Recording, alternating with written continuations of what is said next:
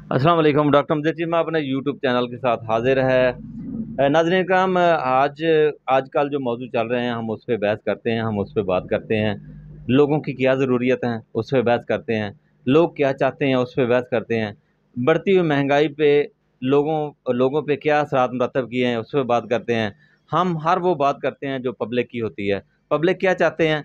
Public चाहते हैं एक ऐसा लीडर, एक ऐसा रहनुमा जो पाकिस्तान की बात करे, पाकिस्तानियत की बात करे, लोगों की ज़िंदगी की बात करे, लोगों की ज़िंदगियाँ कैसे बसर करनी है, लोगों ने कैसे उनको रिलीफ मिलना चाहिए, उनकी बात करे। वो लोग लीडर चाहते हैं। आपने देखा होगा कि एक लीडर इमरान खान, जो जिसने इस मुल्क पे बहुत कम अरसा हुकूमत की, उस हुकूमत के 3.5 साल का असरात ये हैं कि वो कैद में है। लेकिन लोगों ने उनको, उनकी जो बैरक है उसके नंबर पे अपने नंबर रख लिए हैं, मोटरसाइकिलों पे लगा लिए हैं, गाड़ियों पे लगा लिए हैं। जो चीज़ जिसके पास है, घरों के सामने लोगों ने 804 लिख लिया है। ये मोहब्बत है, ये इसका मतलब है लोग एक लीडर को चाहते हैं। और इस वक्त जो है वो लीडर इमरान खान है। हमारे साथ इस वक्त शहबाज संधू साहब बैठे हैं, इनसे बात करते हैं। ये मार्केट में बैठे हुए हैं, मार्केट में ये क्या हालात हैं इस वक्त। और इस वक्त का जो मौजूदा बहुत बड़ा अनुमान है पाकिस्तान के अंदर, वो एहतसाब है। एहतसाब हुआ चाहता है, पैसे पकड़े जा रहे हैं। और जिस वक्त ये 16 महीने ये गवर्नमेंट इम्पोर्टेड गवर्नमेंट हुकूमत कर रही थी, उस वक्त किसी को नज़र नहीं आया। लेकिन अब नज़र आया जब वो चोर भाग गए हैं। इनसे बात करेंगे, ये मेरे से ज़्यादा बेहतर जानते हैं। ये बताएं शहबाज संधू साहब, आप इस वक्त एहतसाब हो रहा है और ज़ाहिर है बहुत सारे नोट पकड़े जा रहे हैं, पैसे भी पकड़े जा रहे हैं, तो इसके बावजूद मार्केट की क्या सूरत है आप? अस्सलाम वालेकुम डॉक्टर साहब। दरअसल एहतसाब का मसला हमारा है ही नहीं। ये तो हुकूमत वक्त ने करना है। जो भी हुक्मरान आता है, अगर उसने कुछ गलत किया है तो ज़ाहिर नई हुकूमत आके उसको देखती है कि भाई ये हमारा जो गवर्नमेंट ने जो पैसा को मिस यूज़ किया है। लेकिन हमारा मसला तो दो वक्त का खाना है, बिजली है, घर की ज़रूरतें हैं, बच्चों की तालीम है, सेहत है। एहतसाब के पैसे सुनते रहते हैं, ये फलां ने इतने हज़ार अरब पकड़ लिया, वो पकड़ लिया, वो पता नहीं कहाँ जाता है। हमें तो ये पता है कि भाई ये जो पेट्रोल पहले 150 रुपये का था, अब 300 कुछ 6 रुपये का पड़ रहा है। हमारी ज़िंदगी में एहतसाब नाम की कौन सी चीज़ है? हमारा एहतसाब शुरू हुआ है। वो कैसे? सर, हम बिल नहीं पे कर सकते इस दुकान नहीं, में अब तो पहले। बिजली भी सस्ती कर दी है उन्होंने, बहुत सारी मराहतें दे दी हैं निगरान हुकूमत ने। अब क्या मतलब? सर, हुकूमत जौन सी भी आती है, सबसे पहले तो हम लोग मोहतरमा बेनज़ीर भुट्टो के जलसों में भंगड़े डालते रहे। मैं अपनी बात कर रहा हूँ। उसके बाद हम मियाँ नवाज शरीफ साहब को हमने सोचा कि शायद बेनज़ीर साहबा ने हमें लाइनों में खड़ा कर दिया कि जनाब यूटिलिटी स्टोर से 2-2 किलो सौदे खरीदो, सारा दिन खड़े रहो उधर, और शाम को सारा दिन 500 का दिन ज़ाया करो और 50 रुपये की बचत लेके घर आ जाओ। उसे हमने छोड़ा तो हमने कहा चले मियाँ नवाज शरीफ साहब तशरीफ़ लाए हैं, ये हमारे लिए कुछ बेहतर करेंगे। मियाँ साहब आए तो उन्होंने जनाब अली हमारी जो पहले वाली कसर थी वो भी निकाल दी। फिर हमने ये मोटरवे बनाई है, इतनी बड़ी बड़ी सड़कें बनाई हैं, लाहौर के अंदर पुल बना दिए हैं, अंडर पास बना दिए हैं, फैसलाबाद के अंदर बना। तो आप क्या ये डॉक्टर सीख साहब नहीं वो रहे? हमारे लिए थोड़ा बनाए। मोटरवे पे हमने कब सफ़र करना है? हमारे पास कौन सी गाड़ी है जो हमने मोटरवे पे लेके जानी है? हम तो मोटरवे वाली बस पे भी नहीं बैठते, किराया ज़्यादा लेते हैं। हम तो जीटी रोड से जाने वाले मोटरसाइकिल और साइकिल पे घूमने वाले लोग हैं। हमारे मसाइल तो हैं ही नहीं जो हुकूमतों के मसाइल हैं, और हमारे मसाइल को डिस्कस ही नहीं करता। लोगों को पड़ा है जनाब अली ये चोर है, वो चोर है, ये अच्छा है, वो बुरा है। हमें तो कोई अच्छा नज़र नहीं आया। एक बंदा आया था जिससे हमें महसूस हो रहा था कि अब ये कौम बन जाएगी। हम लोग तो पंजाबी, सिंधी, बलोची, पख्तूनों में बटे हुए थे आजकल। हमें महसूस हुआ था कि अब कौम बन जाएंगे हम लोग। अगर कौम बनेंगे तो हम पाकिस्तानी होंगे। वो माशाल्लाह जेल में डाला हुआ है, और जुर्म उसका क्या है? कहते हैं जी वो हमारी घड़ी लेके खा गया, चोरी कर ली उसने, बेच दी उसने। यार मैं कहता हूँ उसको सलाह दो उसकी। जो बाकी सामान तोशा खाना में था वो कहाँ गया? वो भी तो मकसद हुक्मरान ही थे ना डॉक्टर नहीं, साहब। उन्होंने जो पैसे लिए हैं तोशा खाना से, जो चीज़ें ली हैं, वो तो उन्होंने पैसे दे के लिए हैं। ये इस पे कहते हैं कि पैसे नहीं दिए और ये घड़ी चोरी की। मैं कहता हूँ अगर उन्होंने पैसे दिए हैं तो सारी चीज़ों को आप चेक करो ना, क्या हुआ क्या है। कोई मर्सिडीज ले गया, कोई कोई वहाँ तो ये मीडिया पे ही हमने भी सुना है कि लोग तो जूस के डब्बे नहीं छोड़ के, अनानास नहीं छोड़े लोगों ने। महंगी महंगी घड़ियां, महंगी महंगी कुछ गाड़ियां। ऐसी चीजें भी जिनका नाम नहीं हम ले सकते यहाँ पर। जाहिर है वो भी लोग ले गए, जाहिर है वो बॉडी पार्ट्स भी जो सामान होते हैं, पता नहीं क्या क्या होता है, महंगी चीजें होती हैं, हमें क्या पता, लोग तो वो भी ले गए। हमें उनसे क्या गरज है? ठीक है, मैं एक बात आज डॉक्टर साहब आपको बताऊं, मेरी ज़िंदगी तकरीबन 45 ईयर्स हो गई। पिछले 25-30 साल से ज़ाहिर है मुख्तलिफ हुकूमतों को देखा है। सबसे तकलीफ दे जो मौजूद मैंने मैंने जो देखी ना हुकूमत, ये 16 माह 17 माह की, और अब जो नई हुकूमत आई है, ये जो इंटरिम गवर्नमेंट, इससे भी हमें कोई रिलीफ नहीं मिल रहा है। इसने जो कसर रही सही थी वो भी निकाल दी। नहीं, साहब तो बड़े धड़ल्ले से कर रही है। ये देखें, अब वो उन्होंने एक नया वजीर भी लगा दिया है जो बहुत बड़ा एहतसाब का, पहले ब्यूरोक्रेट साहब एहतसाब भी बहुत बड़ा करता है वो। यार वो हमने तो यही सुना था कि फवाद वो हसन फवाद फवाद। हसन फवाद साहब, मुझे पता है वो, कि हमने तो यही सुना था कि वो भी करप्ट है। उसका तो सुप्रीम कोर्ट में उस पे कोई कोई सजा हुई थी या क्या, कोई जाहिर है केस चलता रहा है। केस था केस उसका, चलता तो रहा वो है भी उस हमने पे। सुना है। ये जो तो वो भी आशियाना लेकिन स्कीम है ना, आशियाना स्कीम का बहुत बड़ा स्कैंडल था उस पे, जी बिल्कुल, अरबों का। असल मसला उसका भी नहीं है। असल मसला तो यह है ये साहब का मेरिट क्या है इनका।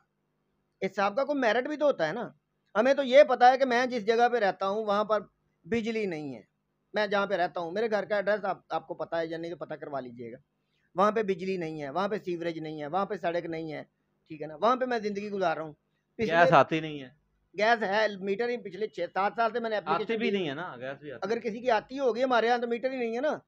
7 साल के राउंड अबाउट के या 6.5 साल हो गए दरखास्त दिए हुए, आज तक उन्होंने कहा जी वो बैन है। यानी आप कहाँ गैस, या आप घर में रहते हैं, एरिया में जाते हैं जब इस वक्त अपने ड्यूटी के काम खत्म करके, तो आप क्या समझते हैं कि आप किस मुल्क में रहते हैं, किस एरिया में रहते हैं? कोई आपको सोच आती है कि हम किस मुल्क में रहते हैं? बिजली भी नहीं है, पानी भी नहीं है, सीवरेज का निज़ाम नहीं है, प्लाट भरे हुए हैं पानी गंदे से, बच्चे वहां पर नहा रहे हैं, या आप नमाज पढ़ने जाते हैं तो आपके कपड़ों पे छींटे पड़ रहे, क्या समझ रहे हैं? आपको डॉक्टर मुल्क साहब में ये रहते हैं। तो बहुत छोटे छोटे मसाइल हैं। मैंने जो ज़िंदगी के दिन गुजारे हैं ना, मैं तो आपको बताऊं कि जो कुछ इस मुल्क में हो रहा है, एक आदमी ज़िंदगी में एक दफ़ा एमपी एमएनए या कोई काउंसलर टाइप जो ये नाज़म वगैरह जो बनते हैं, चेयरमैन बन जाए, उसकी नस्लें संवर जाती हैं।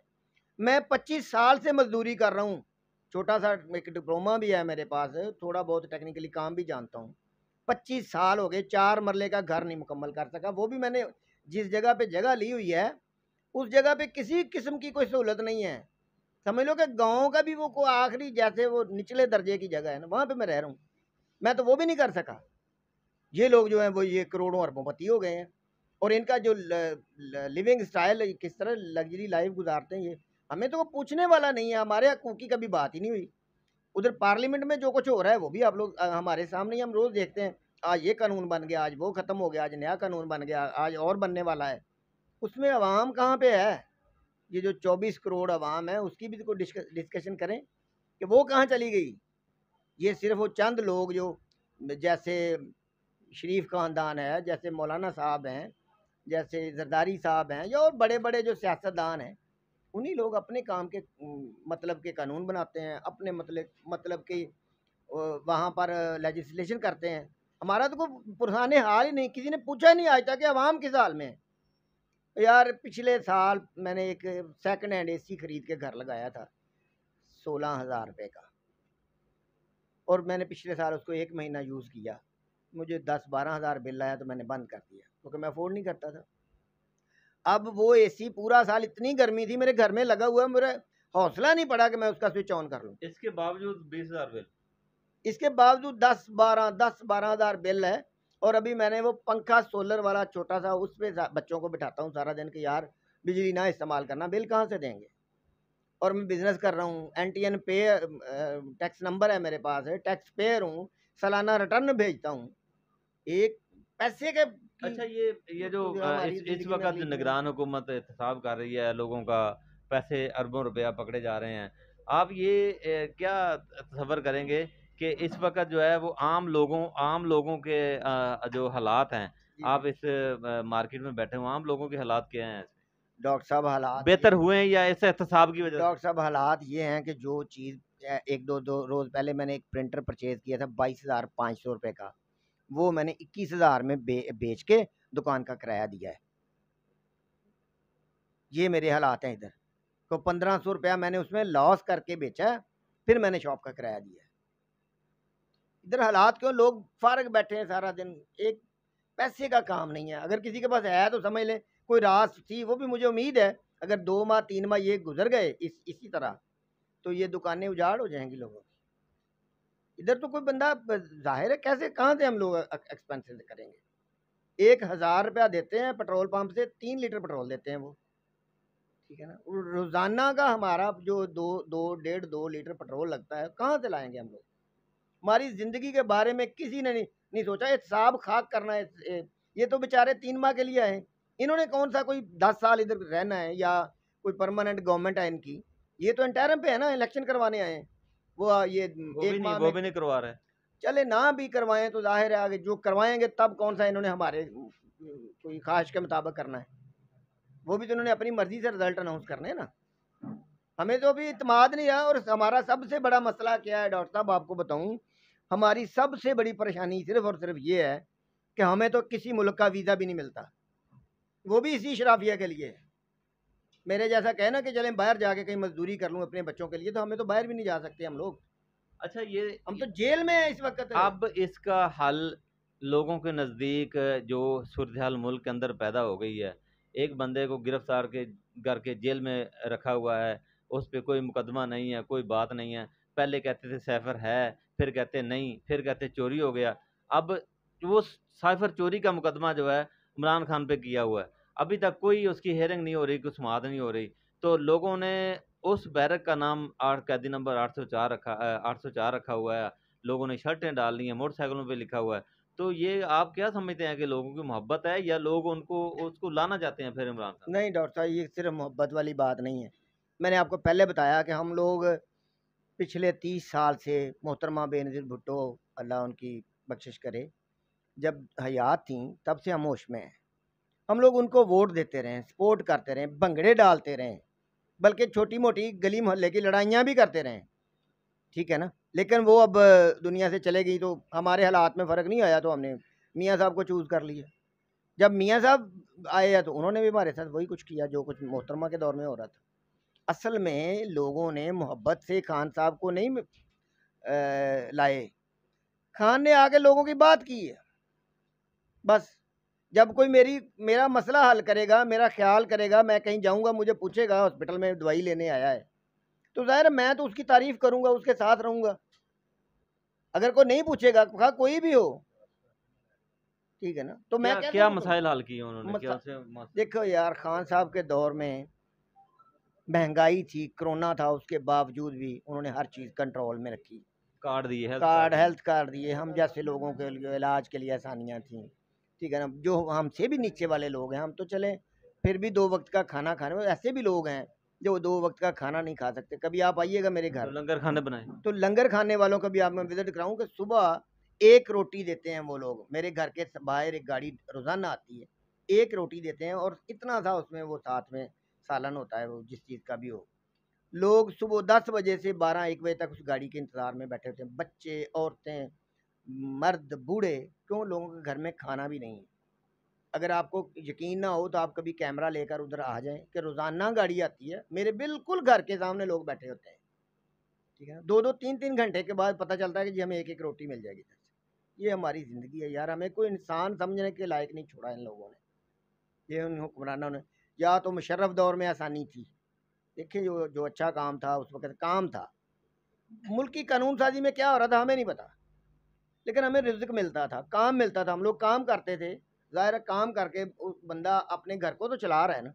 अब तो कुछ भी नहीं है। खान साहब ने आकर हमें तो कोई थोड़ा-सा हकूक़ का बताया कि हमारे कुछ हकूक़ हैं।